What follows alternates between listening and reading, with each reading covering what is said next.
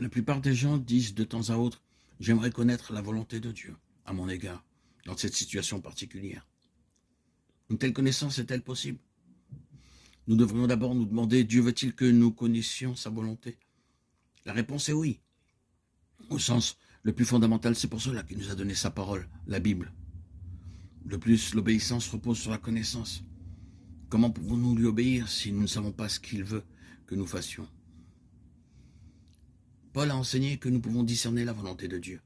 C'est pourquoi depuis le jour où nous avons été informés de votre situation, nous ne cessons de prier Dieu pour vous, de vous remplir continuellement de la connaissance de sa volonté avec toute la sagesse et l'intelligence que donne l'Esprit. Colossiens 1,9. Colossiens 4,12. Ailleurs, Paul ordonne à ses lecteurs de comprendre la volonté de Dieu. C'est pourquoi ne soyez pas insensés, mais comprenez quelle est la volonté du Seigneur. Éphésiens 5,17.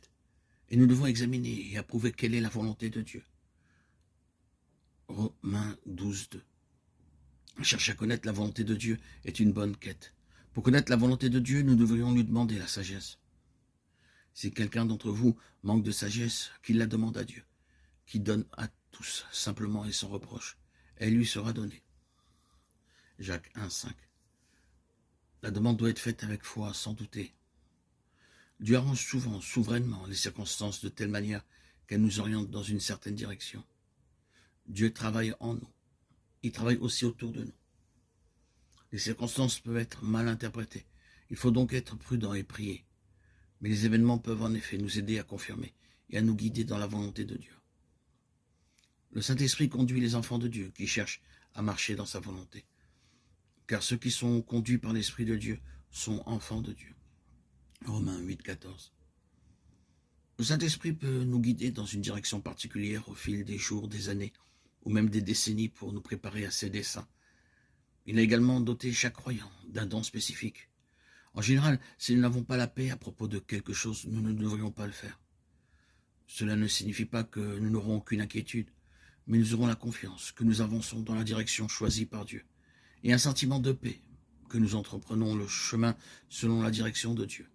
Heureux l'homme qui ne se condamne pas lui-même, parce qu'il approuve. Romains 14, 22. Paul a regardé la situation dans son ensemble, pour découvrir la volonté de Dieu pour lui-même.